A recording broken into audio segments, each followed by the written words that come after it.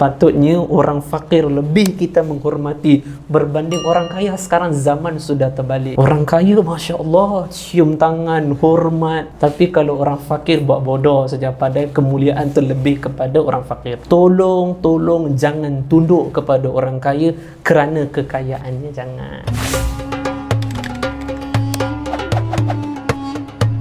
Assalamualaikum warahmatullahi wabarakatuh.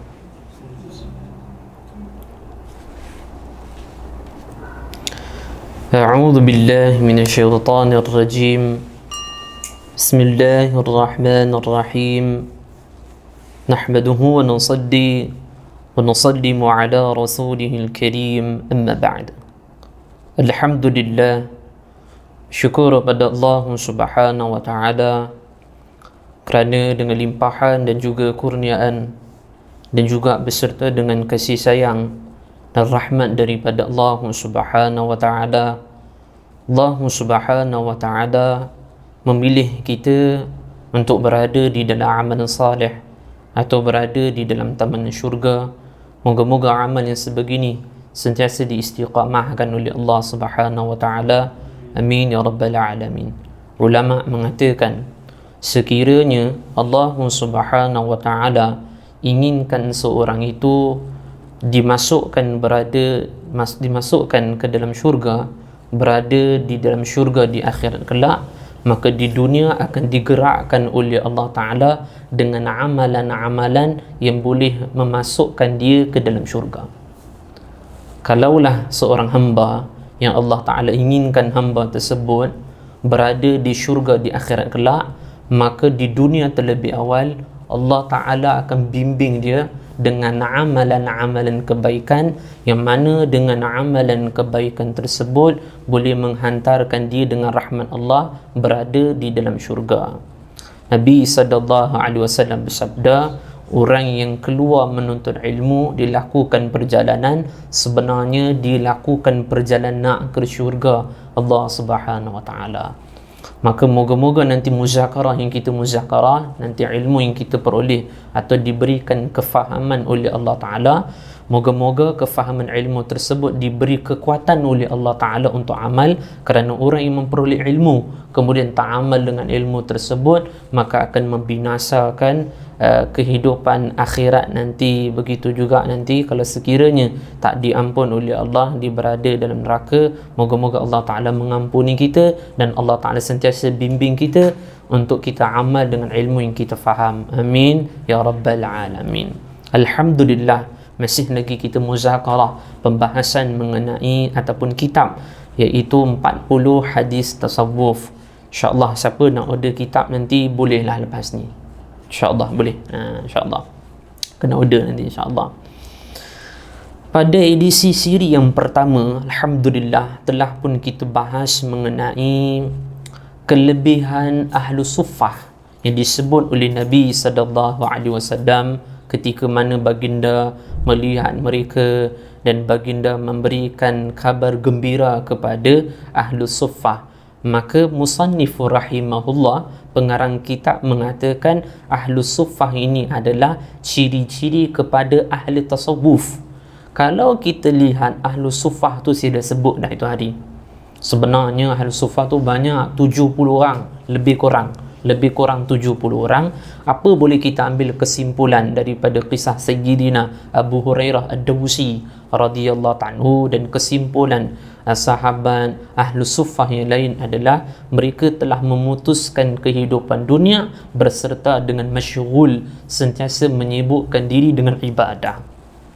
Salah satu reason ataupun sebab yang diberikan oleh Sayyidina Abu Hurairah, kenapa hadis yang ku miliki hafalan begitu banyak, sedangkan Abu Hurairah duduk dengan Nabi tu tak berapa lama. Kata Sayyidina Abu Hurairah, sahabat Muhajirin, sahabat Ansar, sibuk dengan jual beli, sibuk dengan meniaga. Saya ni tak ada apa kerja pun, saya ni ahlu suffah, duduk kerja ibadah saja, makan pun tak cukup, dan masa saya terlampau banyak dengan Nabi. Maka setiap kalimat saya hafal betul apa yang disebut oleh Nabi SAW.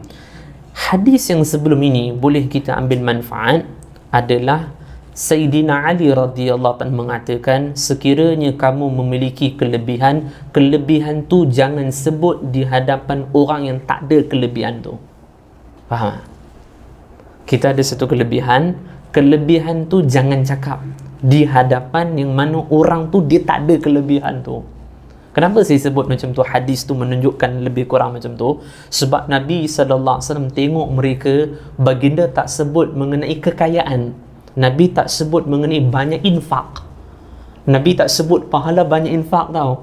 Tapi Nabi tengok mereka, Nabi cakap mengenai kelebihan yang ada di sisi mereka. Maka maksud di sini adalah ucapan baginda adalah menggembirakan hati mereka. Begitulah, sekiranya ada harta, jangan cakap soal harta di hadapan orang miskin. Kalau ada anak, maka jangan sebut perihal anak di hadapan orang yang dah nikah tak ada anak. Sekiranya ada rumah yang besar ataupun nikmat rezeki yang lain, makanan yang sedap, jangan cakap di hadapan orang yang tak mampu membeli makanan yang lebih sedap berbanding kita. Maka kerana percakapan tersebut boleh menggoreskan hati saudara Muslim, sedangkan nilai satu orang Muslim lebih bernilai berbanding Kaabah.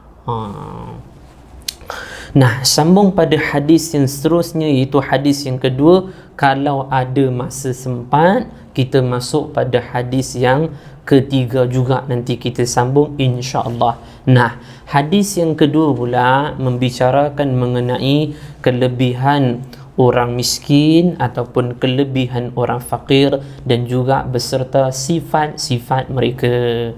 Insya-Allah masuk pada hadis yang kedua. Bismillahirrahmanirrahim. Daripada Thauban radhiyallahu ta'ala anhu berkata, Rasulullah sallallahu alaihi wasallam bersabda. Thauban radhiyallahu ta'ala anhu, pernah Nabi sallallahu alaihi wasallam duduk dengan sahabah radhiyallahu ajma'in. Hari itu kita sebut daripada Ibnu Abbas. Saya sebutkan perihal Ibnu Abbas. Nah, hadis ini pula daripada Thauban radhiyallahu ta'ala. Thauban radhiyallahu ta'ala, ketika Nabi sallallahu alaihi wasallam bersama dengan para sahabat, kemudian Nabi cakap, wahai sahabat, maukah kamu semua aku beritahu satu amal? Aku jamin sekiranya kamu amal dengan amal tersebut, maka kamu akan berada di dalam syurga. Maka Thauban radhiyallahu ta'ala bangun, angkat tangan, ya Rasulullah sallallahu alaihi wasallam, saya akan amal dengan amalan tersebut. Kata Nabi, tunggu dulu, amalan ni saya tak sebut. Gah kata macam mampu. Tahukah apa dia? Iaitu tidak mengharap dan tidak meminta pada makhluk. Tak harap pada manusia, tak minta pada manusia.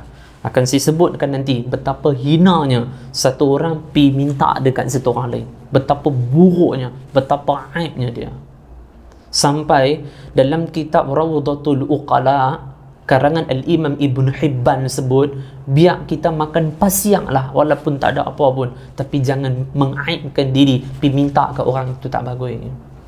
Guru saya bagi tahu, kalau kamu tengok satu orang yang sibuk dengan kerja, asyik-asyik kerja, tengok dia kerja itulah dia sibuk dengan kerja, maka tanamkan husnuzan, tanamkan sangka baik kat dia. Kenapa dia kerja macam tu? Sebab dia tak mau ada hati dia nak minta ataupun harap pada orang lain. Tapi nanti dia sibuk dengan kekayaan, itu kita serahkan kepada Allah. Itu hubungan batin dia dengan Allah. Itu soal kekayaan harta dia dengan Allah. Tapi kalau orang tu sibuk kerja, kenapa? Sebab dia tak nak mengaibkan diri dia, pergi minta pada saudara Muslim. Itu satu perkara cukup aib. Kalau boleh tu jangan minta ke orang lah. Janganlah. Nanti Imam Ghazali akan sebut. Nanti dalam pengakhiran bab fadilatul faqir, bab pada menyatakan kelebihan fakir, di hujung bab tersebut Imam Ghazali kata, jangan minta ke orang lah, kamu akan dihina oleh orang, kamu dipandang lekeh oleh orang. Sedangkan fakir itu satu kemuliaan di sisi Allah. Jangan tunduk pada makhluk, jangan tunduk pada manusia, biar hanya untuk Allah. Kalau guru saya cakap, biar mati, asalkan jangan minta dekat orang. Biar mati pun tak apa, jangan pergi rendah minta ke orang tu, jangan. Saya dah sebut dah itu hari, seorang saleh, dia kalau orang meminta dekat dia, dia tak mau kalau orang tu ajukan permintaan, melainkan tulis kat surat. Biar saya tengok, oh nak duit sebanyak 500, nak duit sebanyak 3,000, dah 3,000. Sebab datang dengan rendah, dengan naik minta tu, tak sanggup tengok orang hina macam tu lah. Dah main kertas tulis lah, biar macam tu. Masya Allah. Nah, ni Sayyidina Sauban. Maka Sayyidina Sauban kata, ya Rasulullah sallallahu alaihi wasallam, amal tersebut akan saya amal. Sahabat mengatakan, pernah satu ketika Sauban radhiyallahu anhu menunggangi unta. Kemudian ketika menunggangi unta, ada barang dia terjatuh. Sedangkan boleh sahaja kami di sekeliling itu disuruh tolong untuk ambil, tapi dia tak mau. Dia turun daripada unta, dia ambil barang tersebut, dia naik balik di atas unta. Maka sahabat tanya, kenapa macam tu Sauban? Kerana aku pernah berbai'ah, aku pernah berjanji dengan Nabi sallallahu alaihi wasallam, aku tak akan minta kat siapa pun, aku tak harap pada siapa pun. Aku takut tadi tu aku dikategorikan sebagai harap dan minta pada makhluk. Moga-moga Allah Ta'ala menjadikan kita hamba yang sentiasa mengharapkan pada Allah Ta'ala dan sentiasa kita minta tidak lain tak bukan hanya kepada Allah Subhanahu Wa Ta'ala. Dah, sambung hadis. Itu cerita sikit lah mengenai Sayyidina Sauban. Nanti kalau ada sahabat lain yang meriwayatkan tu, insyaAllah saya sebut. Kalau tak tahu, tak tahulah. Kalau tahu tu insyaAllah kongsi sikit. Bismillahirrahmanirrahim. Daripada Sauban radhiyallahu ta'ala anhu berkata, Rasulullah sallallahu alaihi wasallam bersabda, telagaku keluasannya antara Aden dan Oman. Oman tahu Oman? Oman lah. Aden mana? Yaman. Aden tu Yaman. Saya cek dekat Google Map. Antara Aden sampai ke Oman lebih kurang 17 hari perjalanan. Luah jalan kaki. Luah. Dia 2,000 berapa ke lebih kilometer lah, 19 macam tu kot. Nah, telagaku, iaitu telaga Nabi sallallahu alaihi wasallam, keluasannya antara Aden dan Oman. Airnya lebih putih berbanding susu, lebih sedap daripada madu, atau lebih manis daripada madu. Barang siapa minum akan air tersebut, dia tidak akan kehausan selepasnya selama-lamanya. Moga kita direzekikan oleh Allah Ta'ala. Amin. Amin.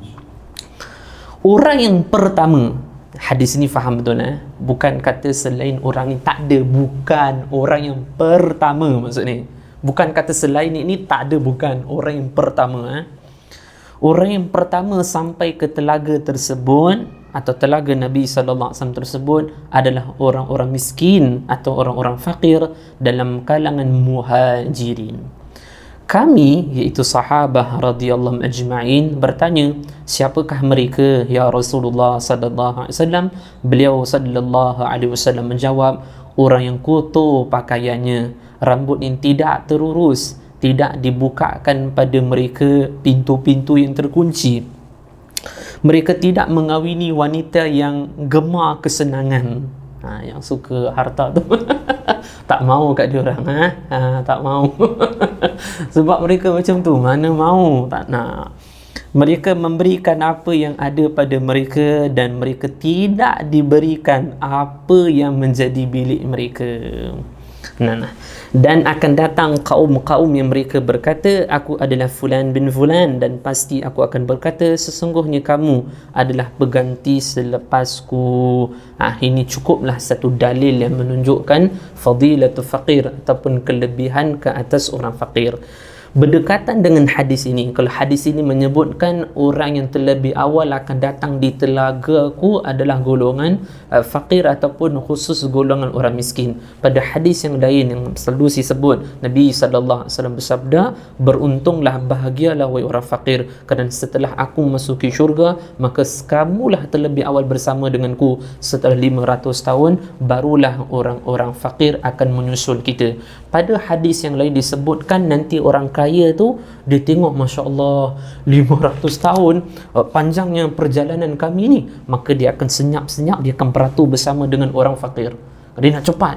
Amboi, kat dunia tahu pula nak kumpul-kumpul duit, tak mau fikir pula mengenai akhirat. Maka mereka lari, kemudian dipegang oleh malaikat. Ni muka orang kaya, pergi belakang, tak boleh. Maka orang yang betul-betul memikirkan dia itu nak berdekat dengan Nabi SAW, betul kalau disayang pada Nabi, kalau betul dia fikir nak dekat dengan Nabi, maka di dunia dia tinggalkan kekayaan. Betul tak? Sahabat memikirkan bagaimana sentiasa mendekati Nabi SAW. Nah, saya akan sebut mengenai beberapa mengenai orang-orang fakir. Sebelum tu ada beberapa kisah yang saya akan kisahkan terlebih awal. Pertama adalah kisah Sayyidina Amir bin Abdullah bin Az-Zubair. Siapa ni sahabat ni? Siapa ataupun kita sebut tabi'in, Amir bin Abdullah bin Az-Zubair. Siapa beliau? Radhiyallahu anhu, iaitu cicit Sayyidina Abu Bakar As-Siddiq radhiyallahu anhu. Lagi saya akan sebut cucut Sayyidina Abu Bakar As-Siddiq yang dinikahkan dengan Muhammad bin Al-Baqir, lahirlah Ja'far As-Sadiq radhiyallahu anhu, termasuk ahlul bait, keturunan Nabi sallallahu alaihi wasallam. Ada kisahnya pun saya akan sebut. Mereka dia lebih kurang macam keluarga lah, ada sangkut paut. Nah, Amir bin Abdullah bin Az-Zubair. Az-Zubair ini termasuk golongan, bukan Amir, Az-Zubair. Amir bin Abdullah bin Az-Zubair bin Al-Awwam. Zubair bin Al-Awwam dinikahkan dengan anak Sayyidina Abu Bakar, hasil isteri yang pertama, iaitu Asma. Asma binti Abi Bakar dinikahkan dengan Zubair bin Al-Awwam. Hasil pernikahan tersebut dapat beberapa orang anak, di antaranya adalah Abdullah bin Az-Zubair. Abdullah bin Az-Zubair jadinya siapa? Cucu Abu Bakar As-Siddiq, betul. Nah, kemudian Abdullah bin Az-Zubair nikah, dapat anak, iaitu Sayyidina Amir. Nah, Sayyidina Amir ni, Sayyidina Amir dia mengenali beberapa orang miskin yang saleh, beberapa orang fakir yang saleh. Apa Sayyidina Amir dia buat? Ketika orang-orang fakir ini mendirikan salat di dalam masjid, dia akan ambil duit, kemudian dia balut dengan sesuatu dan diletakkan di kasut-kasut mereka, kemudian dia balik. Masya Allah. Kenapa? Kerana Sayyidina Amir ini tahu kemuliaan yang ada di sisi orang fakir, tahu betapa tingginya darjat mereka di sisi Allah Ta'ala, ingin memberikan supaya berkah terpercik juga kepadanya, supaya dengan cara ditanya oleh orang, kenapa letak dekat kasut, bagi je dekat tangan, jangan, nanti mereka akan segan dengan aku, nanti kalau jalan jumpa mereka akan malu dengan aku, mereka akan membuat supaya mereka nak kena respect kat aku, supaya tak jadi berlaku perkara tersebut, maka aku letak di kasut-kasut mereka. Boleh kita amal? InsyaAllah, moga Allah berikan kekuatan. Amin. Ni dalam kitab Sifatus Safwa. Okey, yang kedua iaitu kisah Al-Imam Sufyan As-Sawri meletakkan syarat untuk hadir dalam majlis ilmunya. Saya cerita hari tu. Imam Sufyan As-Sawri meletakkan syarat siapa yang boleh duduk dalam majlis ilmunya. Imam Sufyan As-Sawri rahimahullah ini tabi'in yang alim. Anak murid Imam Sufyan As-Sawri adalah Imam Syafi'i rahimahullahu ta'ala. Imam Sufyan As-Sawri dia meletakkan syarat, hanya orang-orang fakir saja boleh duduk dalam majlis ilmuku. Kalau bukan golongan fakir, tak boleh duduk dalam majlis ilmuku. Ini boleh, empat boleh duduk? Boleh lah, tak ada syarat. Tak ada syarat, boleh. Tapi Imam Sufyan As-Sawri ini orang alim, yang kalau mana ustaz pun kenal ni, tak kira dia tu golongan mana, ke firqah, kefahamannya, semua kenal. Ini semua sepakat kealiman yang ada pada Imam Sufyan As-Sawri. Apa syarat yang diletaknya? Hanya orang-orang fakir saja boleh duduk. Kenapa? Nanti ada kesan hati yang tak baik kalau ada orang-orang kaya yang duduk di dalam majlis ilmu kerana kekayaan mereka. Saya kalau biasa pergi dekat Subang, SS18, saya tak sebut surah mana, rakaman saya tak sebut. Nanti memang kesan betul ke hati, nanti nak cakap lebih-lebih pun tak boleh. Sebab apa tak boleh? Nanti dia orang nak belanja nasi Arab lepas habis kuliah. Oh, saya cakap ni tak dapat nasi Arab ni. Dia bungkui pula bagi untuk bini. Dia kata, tak apalah, makanlah dengan bini sekali. Allah, ini kalau saya cakap ni tak dapat nasi Arab ni, nasi Arab pun tak dapat, duit kuliah pun tak dapat, macam mana ni? Bukan itu saya maksudkan. Tapi kadang tu ada juga perasaan nak kena jaga tu, kadang ada ujian juga dekat hati. Tapi kalau surau macam ni, kena bantai zuhud habis-habis memang. Setiap kali main surau kena ada poin baru mengenai zuhud. Nah, kenapa? Kerana ada kesan yang tak baik. Nanti dalam hadis ini akan datang ni, ada satu bab mengenai meninggalkan perhimpunan orang-orang fakir, ataupun tidak digalakkan duduk bersama dengan orang-orang fakir, orang-orang kaya. Galakkan meninggalkan perhimpunan orang-orang kaya, dan tak dianjurkan duduk bersama dengan orang-orang kaya. Apa kesan buruk? Nanti kuliah yang akan datang atau sesi yang akan datang saya sebut nanti. Imam Sufyan Tsauri rahimahullah, syarat untuk duduk dalam majlis ilmu dia mesti kena fakir, mesti kena orang miskin baru boleh duduk. Nak menunjukkan begitu kasih sayangnya Imam Sufyan Tsauri, ataupun pandangan kasih sayang pendekatan kepada orang-orang fakir. Kalau saya lah, mungkin duit banyak lagi saya nak pergi. Mana datuk mana ke panggil kat rumah ke, alang-alang boleh tengok anak sekali. Mana tadi pergi anak ke, duit confirm dia bagi banyak nanti kan. Tapi itulah syarat diletak Imam Sufyan Tsauri. Sayyidina Atha mengatakan, tak ada lagi aku melihat pada perkumpulan majlis ilmu Imam Sufyan Tsauri orang yang paling mulia iaitu orang fakir miskin. Tak ada lagi orang yang paling hina, iaitu orang-orang kaya di dalam majlis ilmu tersebut. Dan kata orang kaya, kami sanggup meninggalkan kekayaan kami supaya kami dapat duduk ilmu berdampingi Al-Imam Sufyan Tsauri. Kami sanggup jadi orang miskin, tak apa, kami tinggallah ilmu-ilmu, yang penting kami dapat duduk dalam majlis ilmu Al-Imam Sufyan Tsauri rahimahullahu ta'ala. Sambung kisah Ibnu Umar radhiyallahu ta'ala anhuma ketika sakit inginkan buah anggur. Sayyidina Ibnu Umar, dalam kitab Ibnu Hibban sebut Sayyidina Ibnu Umar tu sakit, kemudian tiba-tiba Sayyidina Ibnu Umar kata, tolong bagi aku nak buah anggur. Kat kawasan situ tak ada siapa pun buah anggur ada, melainkan satu orang sahabat saja. Dia datang, dia kata, wahai anaknya Umar Al-Khattab radhiyallahu ta'ala, nah ambillah buah anggur ni pada engkau. Ketika dah pegang nak makan, datang orang fakir miskin ketuk pintu. Saya nak sesuatu sikit, boleh tak bagi? Maka kata Sayyidina Ibnu Umar radhiyallahu anhu, anggur ini dah kau berikan kepada dia, biarlah aku tak makan.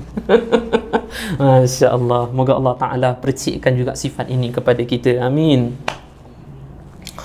Kisah mengenai Sri As-Saqati hendak membebaskan seorang hamba. Nah, Sri As-Saqati menjumpai seorang wanita, yang mana wanita tersebut dikatakan gila dan dijadikan status sebagai seorang hamba. Indonesia panggil budak hamba dia, ataupun orang gaji macam tu lah, mudah kita faham. Sri As-Saqati rahimahullah jumpa dia, tanya, wahai wanita, kenapa engkau ni dikatakan gila? Dia kata, kerana hatiku terlampau cinta kepada Allah, sehingga cinta aku tu terlampau membuat hatiku pada Allah, orang tak memahami qalbuku, hatiku, sehingga mereka menghukumi aku sebagai orang gila. Kamu ini hamba, ya, ada tuan kamu, ya, tak apa, besok aku datang pada tuan engkau, aku beli engkau, kemudian aku bebaskan engkau. Baik. Sri As-Saqati balik, cari-cari tengok beg duit. Oh, ini tak ada duit ni. Pandai-pandai aku cakap ni. Buka uncang tengok, oi, tak ada duit ni, macam mana ni? Salat, doa menangis, ya Allah, tolonglah ya Allah, aku dah janji ya Allah, aku nak bantu dia ya Allah, duit ni aku bukan untuk aku ya Allah, aku nak bebaskan dia ya Allah. Ada orang ketuk pintu, nah ambil sumbangan pada engkau. Cukup-cukup duit tu nak buat bebaskan wanita tersebut. Nangis doa minta duit bukan untuk personal tau, bukan untuk diri tau, tapi untuk membebaskan wanita salihah. Akhirnya besok tu pergi bagi pada tuan dia, dah aku bebaskan engkau kerana Allah. Sungguh-sungguh untuk menolong orang lain, untuk memberikan harta untuk orang lain, itu dibantu oleh Allah. Kadang-kadang minta kita untuk menjadi kaya, kadang itu tak akan dibantu oleh Allah. Kenapa? Fikirlah nanti. Saya bagi tahu ada pembahasan, boleh bawa fikir tu. Kisah yang seterusnya, kisah Abu Hatim At-Tai diberikan oleh ayahnya 100 unta. Besok itu diagih-agihkan, diberikan kepada orang yang berhak dimiliki. Ayahnya itu bagi 100 unta.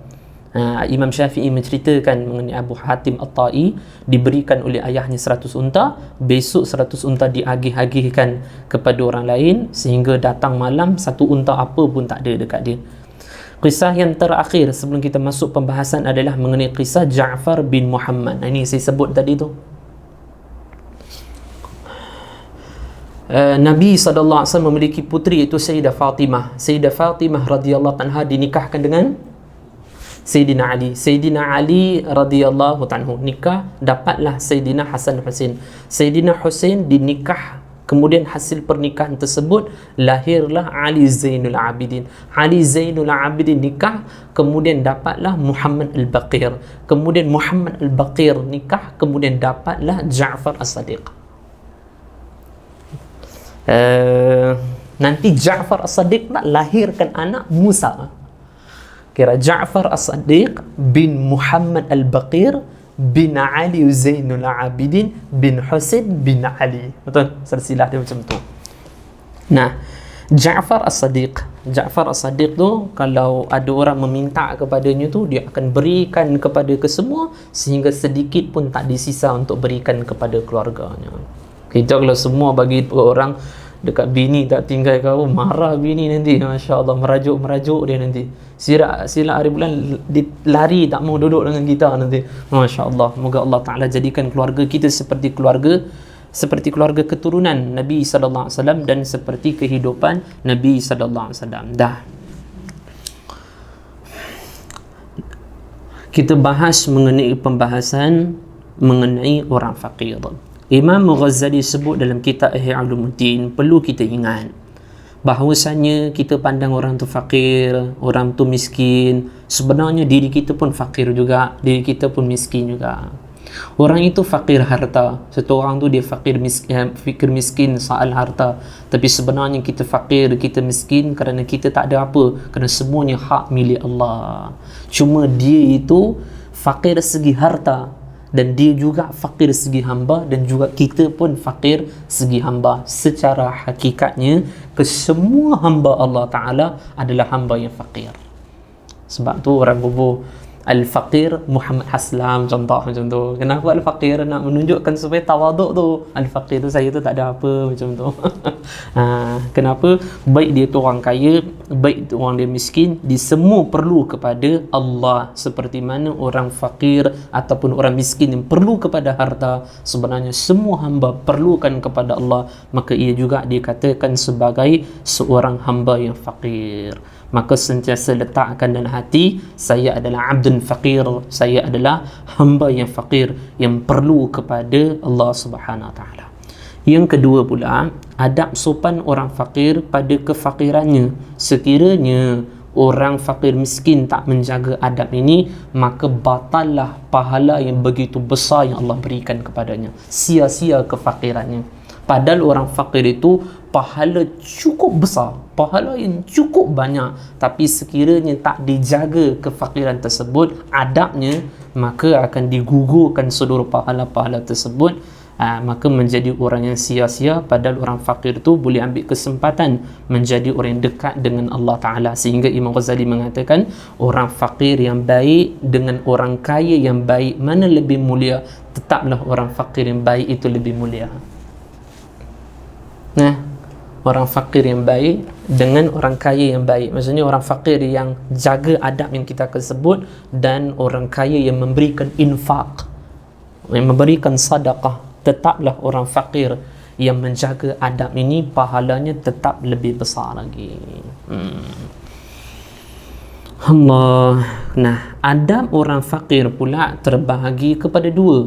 Pertama ada adab batin, kedua disebut adab zahir. Adab batin ini terbahagi kepada tiga. Faham betul-betul ni?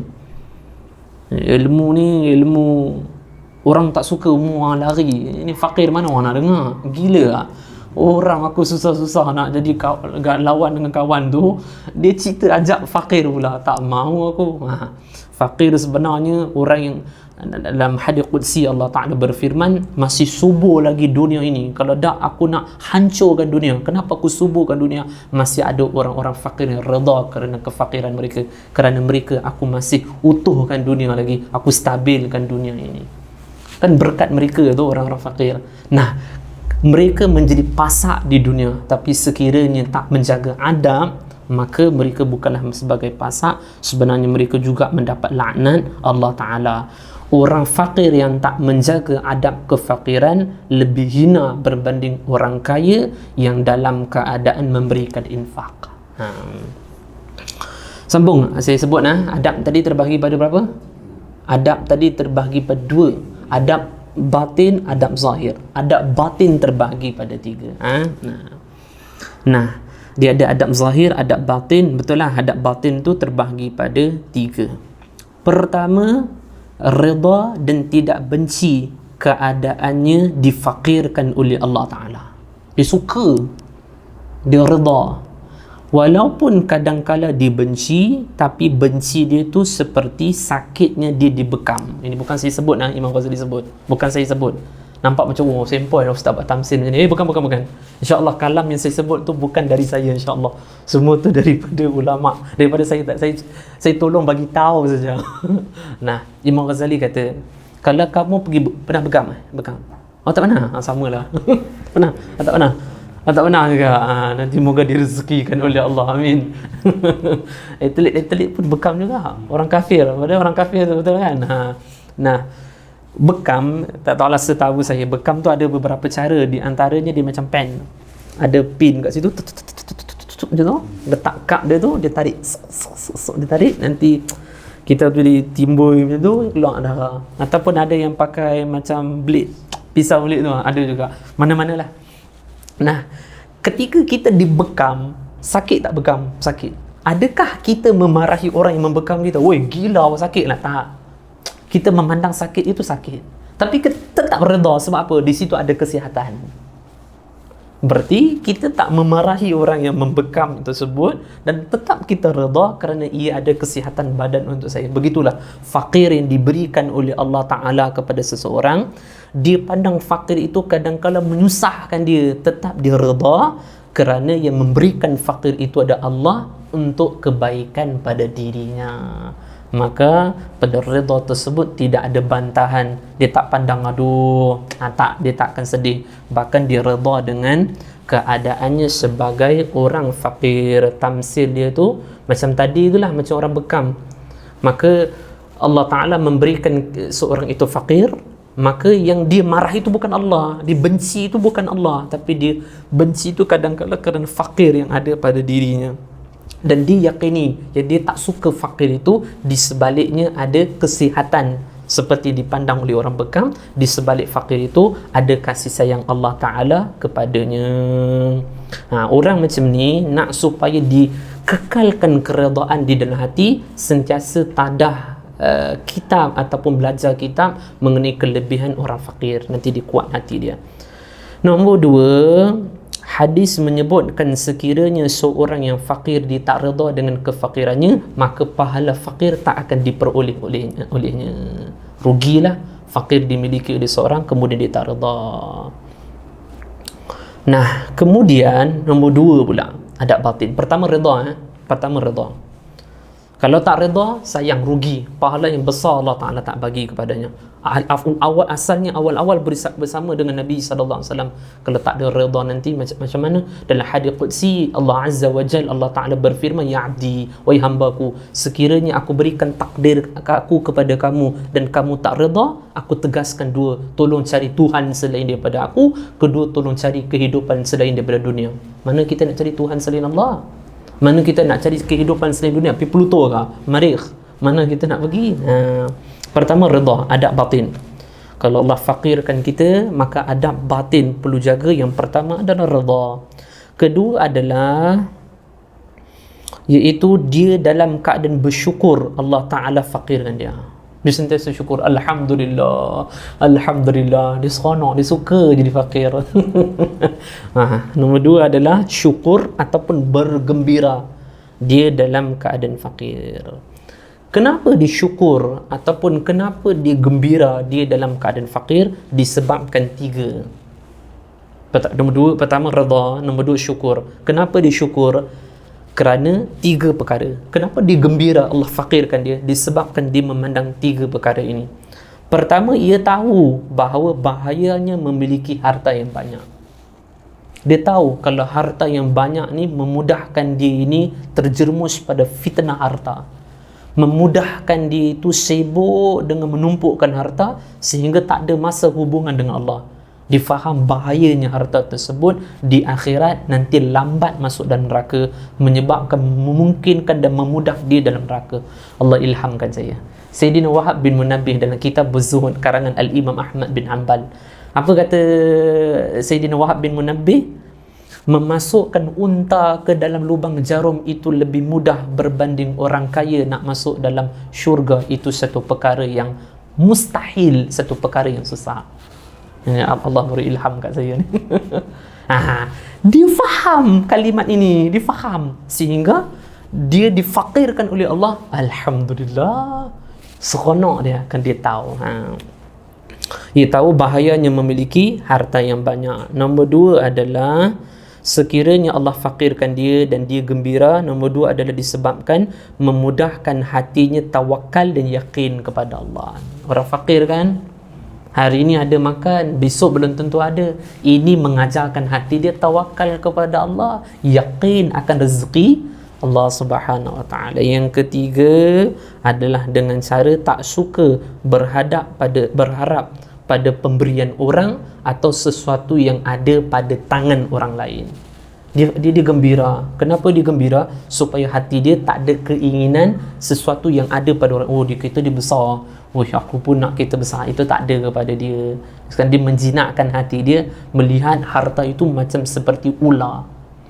Maka disebut oleh Al-Imam Ghazali, ulama sebenarnya kena zuhud, kata Imam Ghazali. Bukan saya sebut, Imam Ghazali sebut. Kenapa kata Imam Ghazali? Seperti seumpama ada budak-budak, ada satu orang laki ni dia nampak ada datang ular. Dia nampak ular, kemudian dia tak menangkap ular tersebut. Kenapa dia tak menangkap ular tersebut? Kalau dia tangkap ular tersebut, besok ular lain datang, budak-budak akan pergi tangkap. Bapak aku ambil ular lah, biasa je, boleh, tak ada apa. Walaupun, kata Imam Ghazali, walaupun ulama itu sekiranya memiliki dunia tak memasukkan hatinya, kerana dia tahu zamannya itu adalah zaman yang seperti kanak-kanak yang jahil, yang tak tahu menyengat bisanya ular. Maka begitulah keadaan manusia umumnya, tak tahu bahayanya dunia, kerana mentarbiah maka ditinggalkan dunia.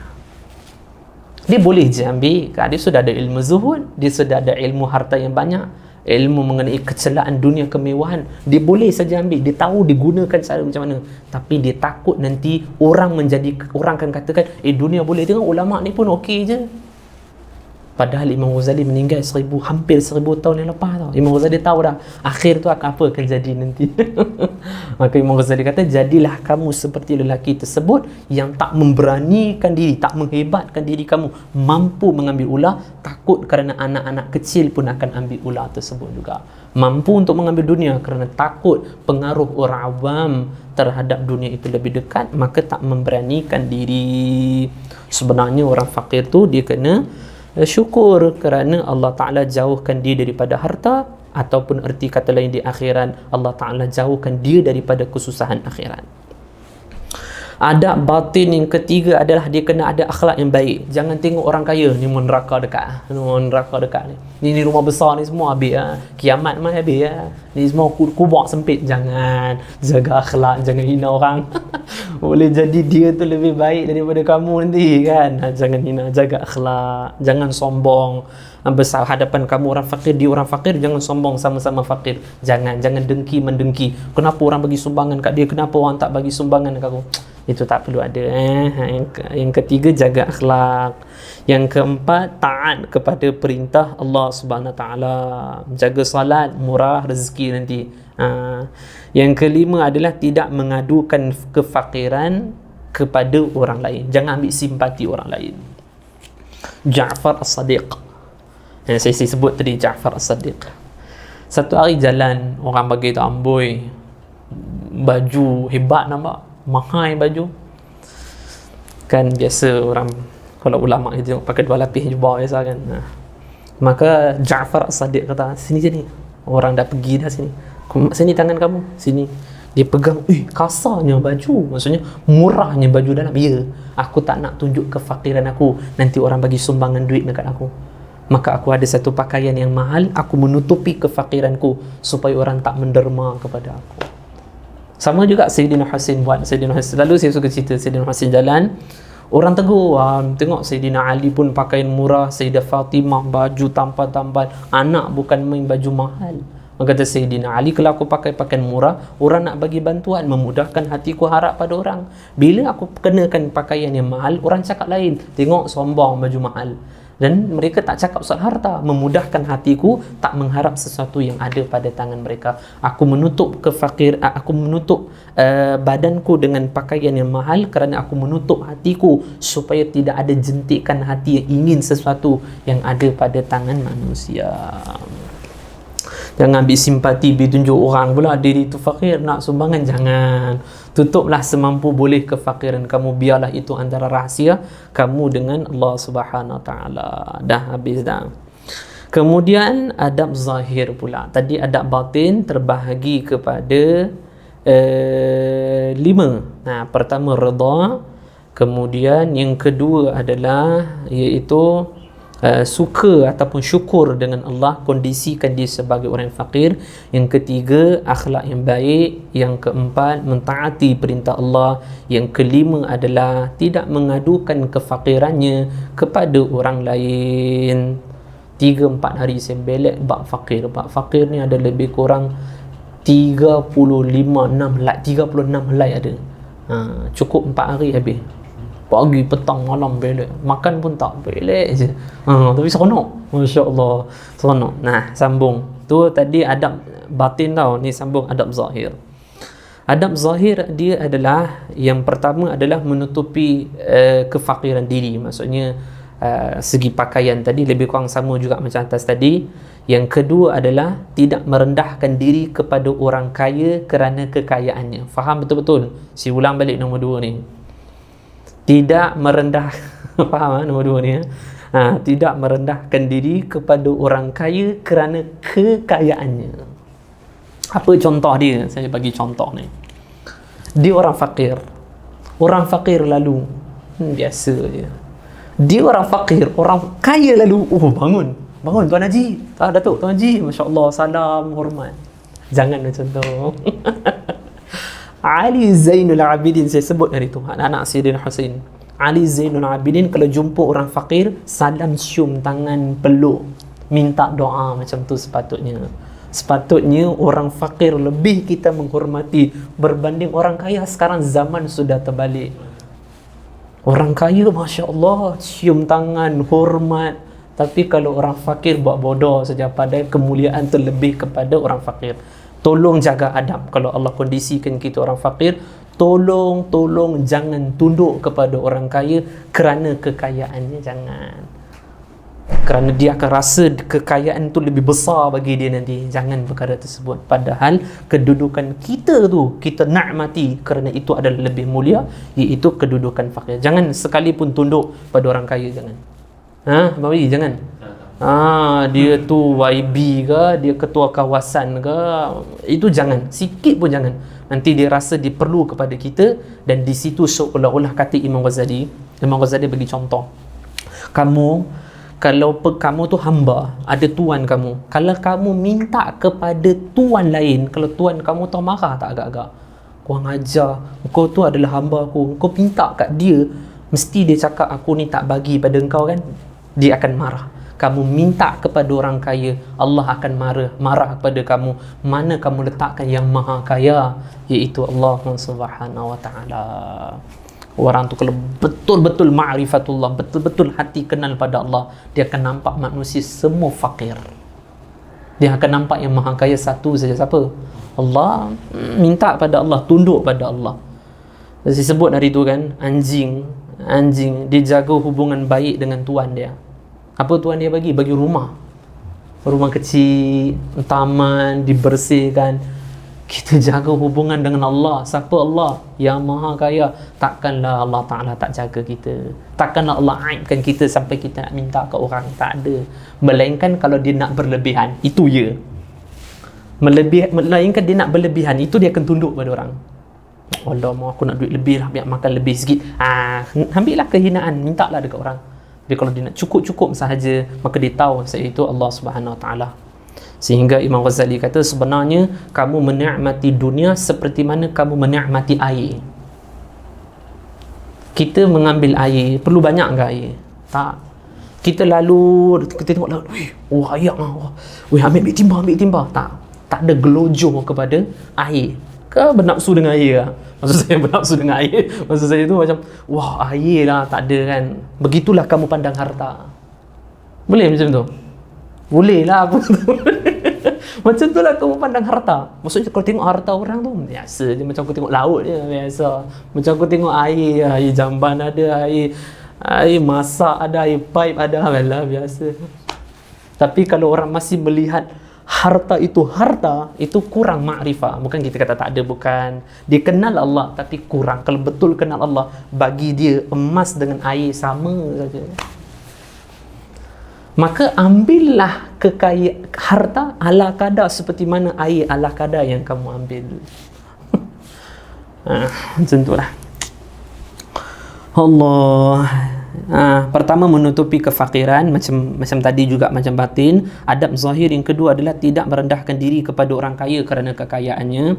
Kan Nabi SAW sebut juga, orang yang merendahkan diri kepada orang kaya hilang agama dia nanti kan. Yang ketiga, tidak duduk bersama orang-orang kaya. Ini bahaya ni. Duduk bersama dengan orang-orang kaya, hati akan takluk pada orang kaya. Yang orang kaya pandang aku, orang kaya bagi dengan aku, dan dia akan sombong dia mampu duduk bersama dengan orang-orang kaya. Tak perlu. Kamu bila kena sombong, kamu itu ada hubungan baik dengan yang maha kaya Allah. Itu yang sebenarnya cukup kan. Adab zahir pertama, tutup kefakiran. Kedua, jangan merendah diri pada orang kaya. Yang ketiga, tak duduk bersama dengan orang-orang kaya. Kadang orang fakir dia hebat, tengok aku mampu duduk dengan ada pangkat ni. Tengok selfie. Sini tak sini selfie.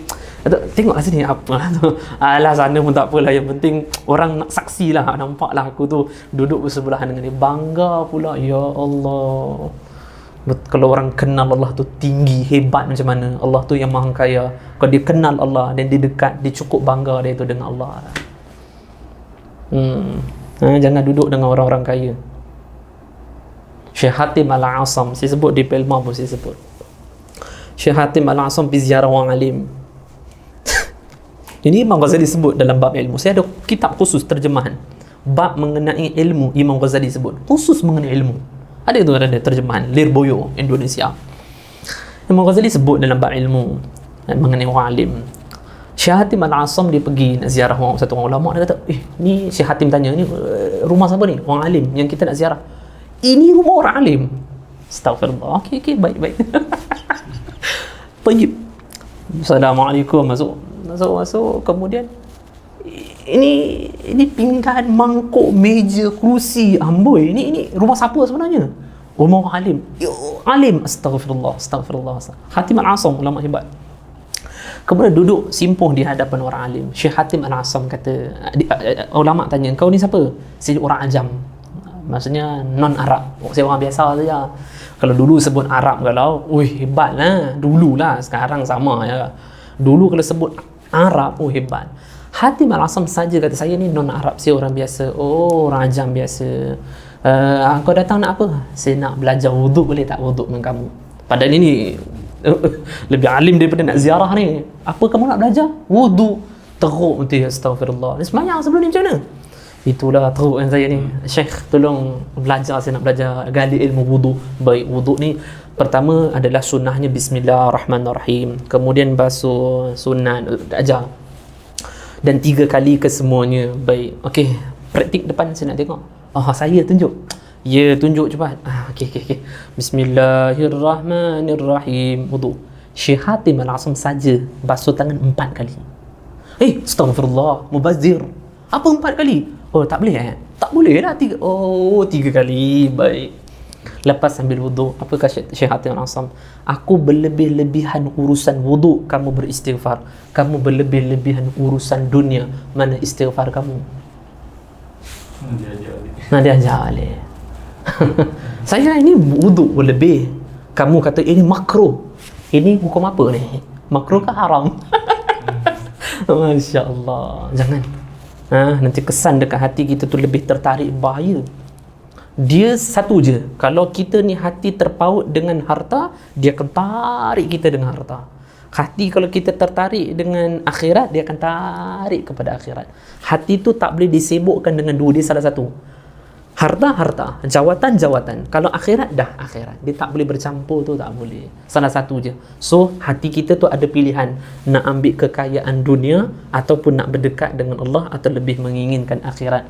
Tanya pada dirilah. Tapi kita sebenarnya datang ilmu jauh-jauh macam ni, kalau lebih ke arah harta, rugilah. Jangan. Moga Allah jaga kita lah. Amin. Okey, sambung. Nah, yang keempat adalah memberi sekiranya terima yang banyak daripada orang. Tahap fakir tu macam mana kita hukum? Kita tu fakir macam mana? Sat lagi saya ceritalah. Sat lagi saya bagi tahu. Ada dia punya ukuran dia. Okey. Fakir ni adalah orang yang mana dia ni cukup-cukup saja. Dia tak nak banyak. Fakir tu terbahagi pada 3.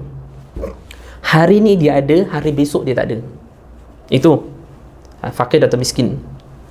Yang kedua adalah dia memiliki sebanyak tempoh sebulan, 30 hari ataupun 40 hari. Lebih daripada tu dia tak simpan. Abang Ashraf, setahun ada simpan? Yang ketiga setahun. Yang ketiga setahun. Yang ketiga setahun. Berarti 3 ini saja kena ada. Kalau lebih, dia tak keluar dah. Dia dikatakan sebagai berlebih-lebihan. Syekh Ibrahim bin Adham, orang bawa main harta. Faham cerita ni? Syekh Ibrahim bin Adham rahimahullah, orang datang bawa harta. Syekh nak di duit. Kata Syekh Ibrahim bin Adham, bawa baliklah duit ni. Syekh, kenapa bawa balik? Ini harta yang banyak. Kalau kau bagi pada aku terkeluar daripada list orang-orang fakir. Aku tak suka. Aku suka aku ni adalah berada di list orang-orang fakir. Kalau harta itu berlebihan, aku terkeluar daripada list orang-orang fakir. Sirri As-Saqati datang mengunjungi Imam Ahmad bin Hanbal. Ya Imam, ni duit saya bagi pada kamu. Imam Ahmad bin Hanbal kata, duit ini lepas 40 hari bawa mai balik. Berzibah. Sekarang je lah saya bagi. Tak ya. Kerana sekarang punya makanan cukup untuk 40 hari. Biar aku habiskan duit ini terlebih awal. Dah aku tak ada, kau bawa 40 hari punya cukup ini, maka itu cukup bagi aku. Dah ada cukup untuk masa 40 hari ini. Imam Ahmad bin Hanbal, mazhab yang terakhir. Imam Ahmad bin Hanbal kata, sekarang aku punya makanan dah cukup untuk 40 hari. Kalau kau datang, rugilah. Dapat nanti aku mati, nanti tak sampai 40 aku mati. Aku mati dalam keadaan menyimpan harta yang banyak. Bahaya nanti. Nanti di akhirat, nanti ada azab. Biar aku dah habis 40 hari makanan aku, 40 hari yang seterusnya kau bawa, baru aku akan terima. Sekarang aku tak nak terima. Maka adab orang fakir adalah terima hanya ketika memerlukan. Ketika tak memerlukan, jangan terima. Kalau nak lebih, maka dia disebut sebagai 3. Orang yang memiliki harta yang banyak, pertama dia akan sibuk dengan harta. Nombor 2, hatinya tu tak akan tenang. Sibuk ingin lagi menambah, sibuk lagi ingin menambah. Yang ketiga adalah di akhirat akan disoal mengenai setiap harta yang masuk dan keluar. Buat apa? Dunia pun susah, akhirat pun susah. Harta yang banyak halal dihisab, yang banyak dan itu adalah maksiat akan diazab. Kalau duit yang sedikit terhindar daripada 2, banyak disangkut juga di akhirat, kena hisab. Kalau duit itu sikit ataupun banyak maksiat, diazab pula. Maka lebih baik adalah dengan cara cukup-cukup saja. Nanti Imam Ghazali tu nanti saya sebut juga nanti mengenai cukup-cukup tu apa dia. Kalau boleh pakaian satu cukup. Satu dalam panas, satu ataupun buat zaman kita ni mungkin tak tentu cuaca kan. Kalau bagi saya lah, individu 2 okey lah. Pakaian 2, seluar 2. Kalau macam masak, kalau menurut Imam Ghazali satu juga. Bagi saya masak, untuk masak bihun ke, goreng ke apa, satu cukup dah. Masak nasi satu, kemudian periuk untuk air satu, cukup dah. Jangan 2, 3 tak payah. Kalau ada suami, isteri, anak, satu talam cukup dah. Tak payah 2, 3, 4, 5 pinggan, tak payah. Melainkan tetamu kerana menghormati, tak apa. Tapi kalau tetamu datang, kita punya duit ala kadar, jangan nak beli pinggan hebat-hebat, hutang. Kenapa? Biar orang datang, orang tak kata apalah, bagi ni saja.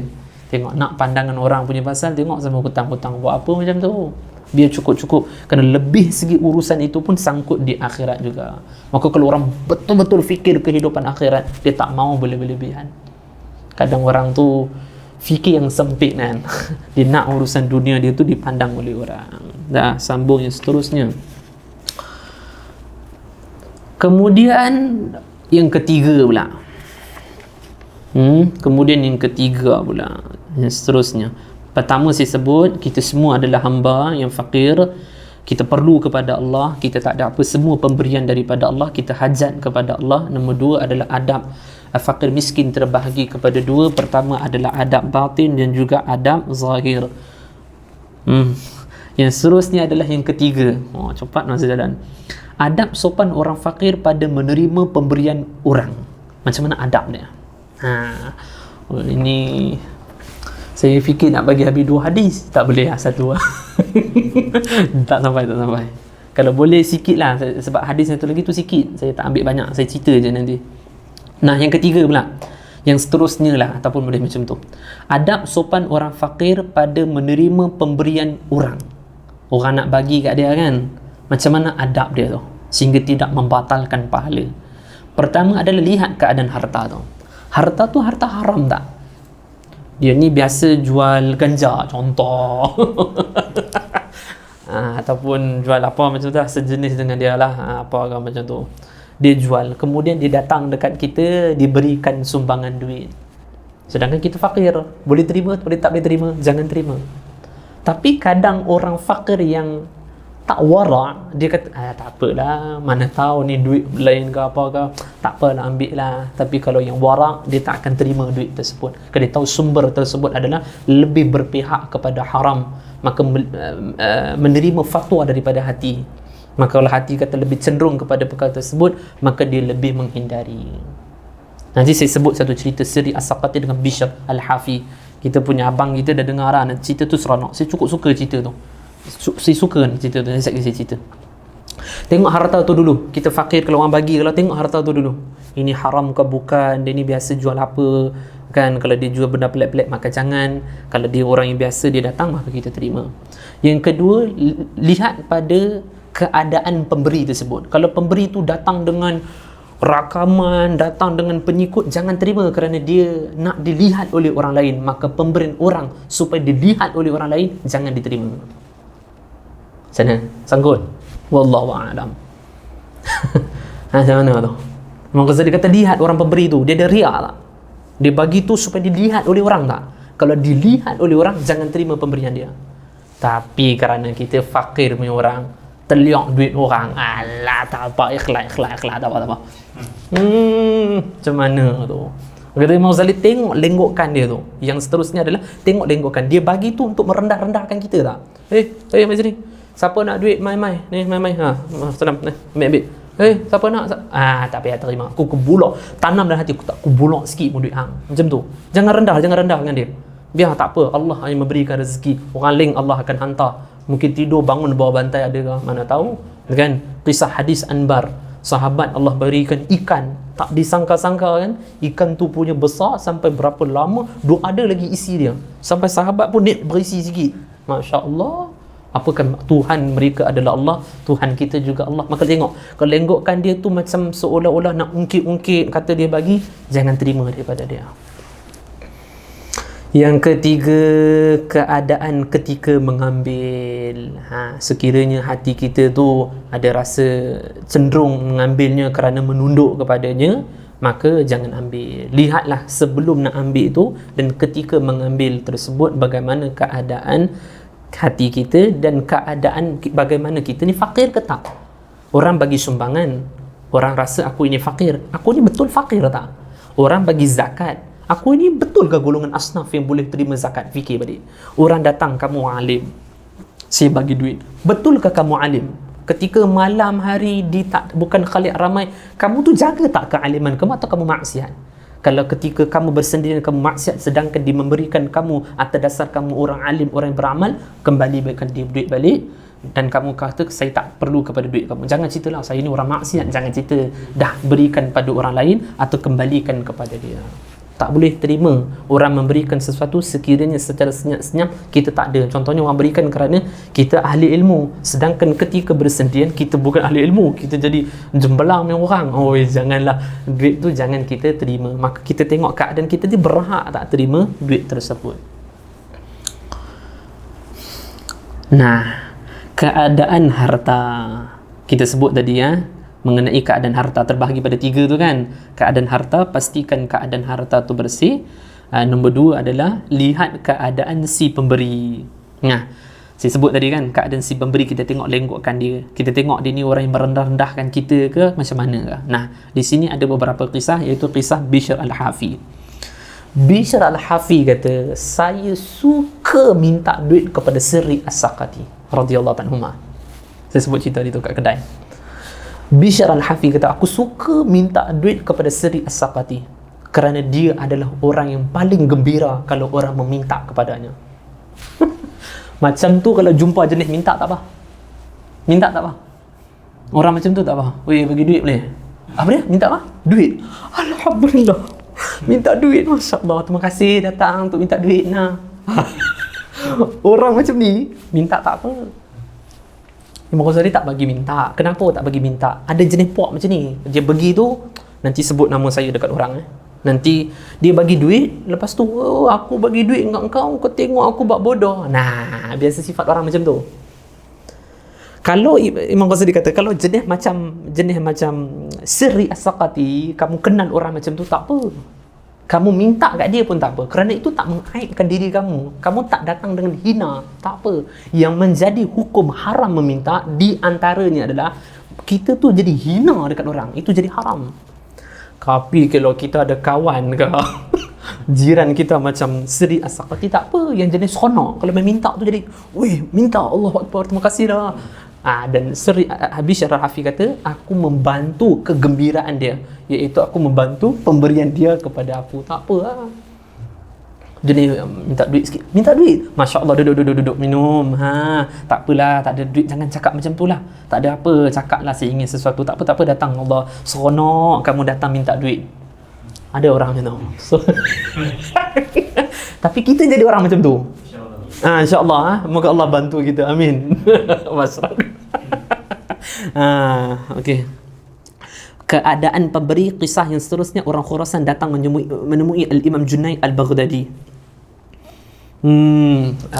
Ataupun saya ceritalah, Sufyan As-Sawri kata, kalau aku tahu orang memberikan aku dalam keadaan dia membangga-bangga, dia menunjukkan bantuan dia kepada aku pada kali yang ramai, nescaya aku haramkan tanganku tak menerima pemberian dia tersebut. Jangan terimalah. Yang seterusnya adalah kisah orang Khurasan datang jumpa Imam Junaid. Orang Khurasan ni cerita seronok, saya suka cerita ni, seronok juga di antara kisah Bishr tadi. Orang menjumpa Imam Junaid Al-Baghdadi. Dia kata, ya Imam, saya bagi duit ini pada kamu. Kata Imam Junaid, bawa baliklah, aku tak perlu. Kenapa? Kerana ini duit banyak, aku belum tentu nak hidup sampai duit banyak ni. Boleh jadi aku mati terlebih awal.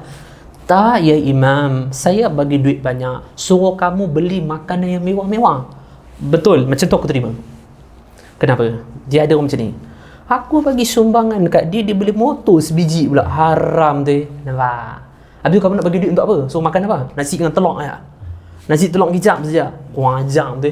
Ini pemberian menghinakan kita ni. Faham maksud saya? Oh, kira hang bagi dekat aku pemberian yang suruh aku makan nasi dengan telur dengan kicap je lah. Suruh aku naik biskar ya. Tak ikhlas macam ni. Berarti pemberian itu merendahkan aku. Imam Junaid nak taste dia dulu. Okey, tak perlu. Tak. Saya bagi, ini banyak lah. Maksudnya banyak. Kalau makan nasi telur kicap ni masa setahun boleh lebih lagi. Kata orang tu, tak. Saya bagi suruh beli makanan yang mahal. Kadang orang bagi sumbangan, kita pergi beli chicken chop amboi, bagi sumbangan sikit, makan chicken chop. Sepatutnya lagi kita kena gembira, Alhamdulillah makan chicken chop. Lepas ni aku bagi duit lagi banyak. Kena macam tu. Maka tak apalah. Maka kata Imam Junaid Al-Baghdadi, kalau begitu aku terima. Orang Khurasan dia kata, aku nak pemberian orang ni paling aku suka bagi pada engkau. Manusia aku suka bagi duit adalah pada engkau. Dan kata Imam Junaid, orang yang paling aku suka terima wang hanya pada engkau, yang lain aku tak akan terima nanti. Faham tak? Ini kalau kita baca detail ni, layan betul pembahasan dia tu, Masya Allah, seronok. Sikit lagi. Yang ketiga adalah saya sebut tadi, keadaan ketika menerima tu bagaimana. Maksudnya hati kita jangan takluk kepada dia, dan kita perlu meyakini bahawasanya Allah Ta'ala menggerakkan dia untuk memberi kepada kita. Hakikatnya itu adalah pemberian Allah Ta'ala kepada kita. Kena yakin macam tu. Kerana dalam munajah Nabi Musa AS, saya rangkul, adalah seolah-olah seperti Allah Subhanahu Wa Ta'ala kalau mencintai seseorang, maka Allah akan menggerakkan pendosa mendatangi, memberikan duit kepada dia supaya pendosa itu dihapuskan dosa oleh Allah Ta'ala.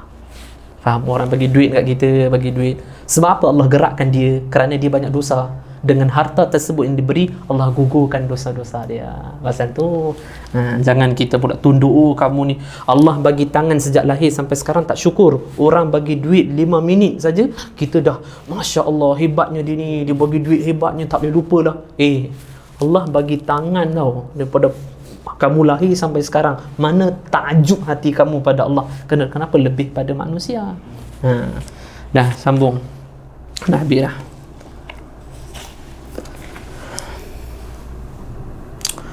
Yang seterusnya adalah keadaan yang keberapa tu saya sebut tadi? Yang tu keadaan kan orang-orang yang ketiga ni, sambung yang keempat. Nah, seterusnya nak masuk yang keempat. Yang keempat tadi, yang tiga yang terakhir tu adalah keadaan orang yang menerima tu, yang saya sebut tadi tu kan. Adab sopan orang yang fakir tu terbahagi pada tiga.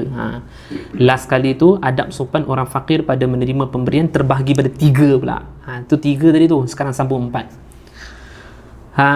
Sebelum nak sambung pembahasan empat, jangan jadikan kelebihan fakir sebagai alasan untuk meminta-minta pada orang.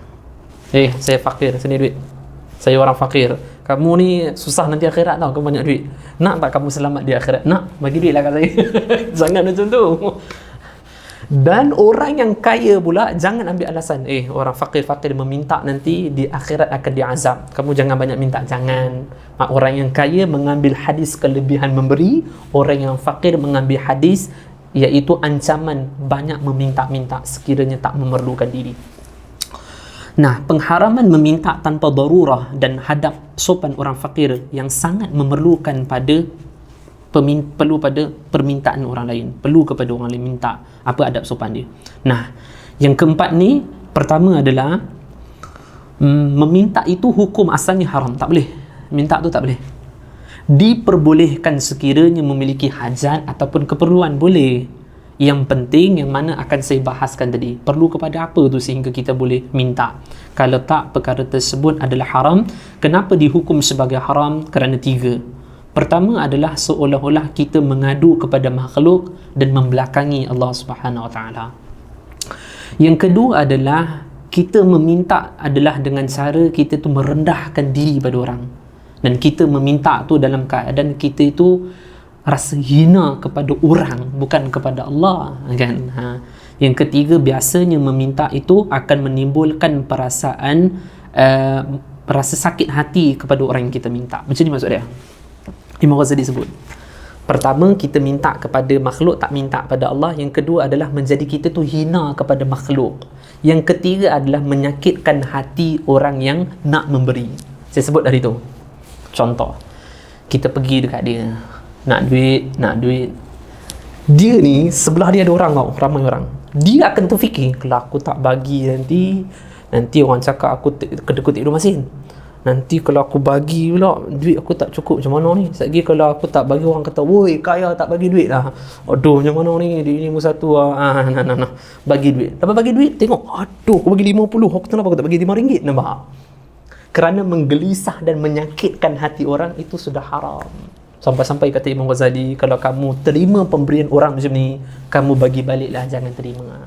Kalau tak jumpa dia, bagi pada ahli waris dia, ataupun berikan pada orang yang lebih memerlukan. Jangan terima duit daripada orang yang memaksakan diri memberi kepada kita. Kalau nak jumpa orang yang sebalik orang macam ni, jumpa macam orang Bishr yang seronok, tak apa, datang. Wah, seronok, itu tak apalah. Kerana memberi tu menyakitkan hati dia. Seperti seolah, Imam Ghazali kata, seolah-olah kita macam tumbuk orang tu, mai duit. Tapi kita memukul dia secara batin, tetap hukumnya sama. Ini pendapat Imam Ghazali rahimahullah. Imam Ghazali tu bahas sampai ke situ. Masya Allah. Dah, sambung sikit lagi. Yang seterusnya adalah meminta itu diperbolehkan sekiranya kita tu tak ada kekuatan untuk kerja dapat pendapatan lebih. Kita tak ada kekuatan, kita tak kenal nak buat online macam mana kan. Sijil kita tu hanya kelayakan macam tu saja untuk gaji yang terima kita, nak buat macam mana. Atau kita tak ada sijil, SPM pun tak ada. So kita tu memang kelayakan gaji kecil kerja kita tu, nak buat macam mana. Maka boleh meminta sekiranya pakaian kita tu ada satu. Pakaian ada dua jangan minta. Raya macam mana? Tak apalah, raya je lah. Kenapa? Baju lama tak boleh raya. Baju lama tak boleh raya, boleh je kan. Nanti orang, ini dah masalah. Kenapa perlukan pandangan orang? Kamu nak pandangan orang menyebabkan kamu susah di akhirat, atau kamu abaikan pandangan orang memudahkan kehidupan kamu di akhirat? Kamu nak mudah di dunia ke kekal yang akhirat kehidupan kamu nak mudah? Macam tu. Yang seterusnya adalah tidak boleh meminta sekiranya makanan, pakaian, tempat tinggal dalam keadaan secukupnya, tetapi inginkan lebihan meminta itulah hukumnya adalah haram, tak boleh. Nah, yang seterusnya adalah sekiranya terpaksa meminta dan elak dari nak penghinaan orang. Pertama adalah nak minta pada orang tapi elak daripada penghinaan. Kerana meminta itu satu penghinaan. Nak elak daripada penghinaan bagaimana? Pertama, pergi jumpa orang tersebut, sebelum jumpa dah tanam hati, ya Allah, aku cukup dengan pemberian Engkau ya Allah, tapi kerana kelalaian aku ya Allah, aku ni kurang solat sehingga tak murah rezeki ya Allah, sebenarnya Engkau bagi ya Allah, kerana itulah aku pergi pada hamba-Mu ya Allah, Engkau cukup ya Allah memberi pada aku ya Allah, aku yang lalai ya Allah, macam tu dalam hati. Yang kedua, cara yang terbaik adalah meminta kepada keluarga ataupun kawan-kawan yang terdekat supaya tak ada penghinaan orang kepada kita kan. Minta kat bapak ke, minta bapak dia mungkin datuk ke, anak fakir zuhud kan, CJ tak belajar SPM, bapak hidup lagi, bisnes bapak nak lagi duit, bapak pun kaki nak duit juga, tak apalah, minta kat bapak pun tak apa, atau minta kepada keluarga. Dah, yang seterusnya, ni nak habis dah. Biarlah. Yang kelima, keadaan orang-orang yang meminta. Bish berkata orang fakir miskin itu terbahagi pada tiga. Okey, fakir itu miskin terbahagi pada tiga. Pertama, tak meminta, tetapi kalau diberi tak nak mengambilnya. Ada orang macam tu. Dia itu fakir, dia pun tak harap tak minta pada orang, orang bagi kat dia pun dia tak mau. Ada jenis macam tu. Maka golongan ini adalah golongan yang paling terbaik. Golongan yang kedua adalah tak meminta, kalau diberi dia akan ambil. Golongan ini pun golongan yang terbaik juga. Yang ketiga, meminta ketika hanya memerlukan sahaja. Maka orang seperti ini pun dikatakan orang yang baik juga. Kesimpulan dia yang saya buat, kedudukan orang fakir tu mulia. Ini kesimpulan saya buat. Kedudukan orang fakir tu pahala yang besar. Jangan cemari kemuliaan tersebut dengan meminta-minta pada orang. Taat kepada Allah, kerja semampunya, kemudian yakin pada Allah, tawakal dan sangka baik pada rezeki Allah Ta'ala. Sentiasa rasa rezeki Allah tu cukup. Dan hadis Nabi SAW, berasa cukup dengan Allah, Allah Ta'ala akan cukupkan dia. Nah, ada kisah mengenai Syekh Hatim Al-Asam. Syekh Hatim Al-Asam rahimahullahu ta'ala, satu hari ada orang jumpa, ada orang berikan wang kepada Syekh Hatim Al-Asam. Orang bagi duit kepada Syekh Hatim Al-Asam ketika Syekh Hatim Al-Asam mendirikan salat dengan doa, ya Allah murahkan rezeki, murahkan rezeki. Ada orang kaya, dia tengok perlukan duit, perlukan rezeki apa ni, dia buat tak tahu je. Kemudian datang seorang, dia letak dekat sebelah Syekh Hatim Al-Asam, dia balik dan diberikan makanan sikit, dia balik. Kemudian Syekh Hatim berdoa, ya Allah murahkanlah rezeki dia ya Allah, makanan ni dia makan ya Allah, murahkanlah rezeki ya Allah, makan dia makan ya Allah, pemberiannya rezeki dia makan ya Allah, tolonglah ya Allah. Doa. Orang kaya ni dia tengok, Ini Syekh Hatim Al-Asam, Masya Allah, dia pergi jumpa orang yang bagi makanan tersebut. Dia kata, makanan engkau sekarang yang kau tengah makan, aku beli, tolong. Kenapa? Syekh Hatim mendoakan pada engkau. Dia kata, doa Syekh Hatim Al-Asam, aku tak akan jual dengan harta, tak mahu apa. Kerana makanan ini berkat sudah didoa oleh Syekh Hatim Al-Asam. Kerana duit aku bulu sangat ini, aku nak bagi pada engkau. Jangan, simpanlah duit ini, lagi mahal. Faham? Nah, ini serba sedikit mengenai fakir. Ni Abang Wi ada soalan? Tak ada, semua sudah terjawab dah. Alhamdulillah. Sebelum mengakhiri kuliah, banyakkan selawat pada Nabi sallallahu alaihi wasallam. Itu juga di antara amalan murah rezeki, berselawat kepada baginda. Dalam kitab Imam Ghazali Mukashafatul Qulub disebut Imam Sufyan As-Sawri jalan nak pergi dekat Kaabah, jumpa satu budak yang jalan tu diselawat, Allahumma salli alaihi wasallam, Allahumma salli alaihi wasallam, Allahumma salli.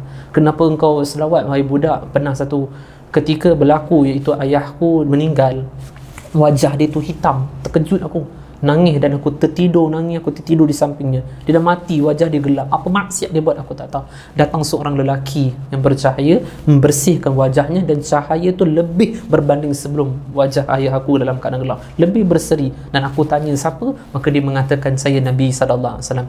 Kerana ayah engkau ni suka makan riba, maksiat, tapi dia malam tu dia akan selawat kepadaku. Kerana itulah aku diizinkan oleh Allah untuk membersihkan wajahnya, dan Allah Ta'ala redha kepadanya.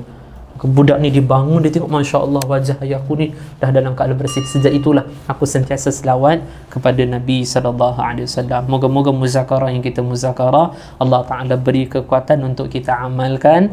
Amin ya Rabbal Alamin. Wassalamualaikum warahmatullahi wabarakatuh.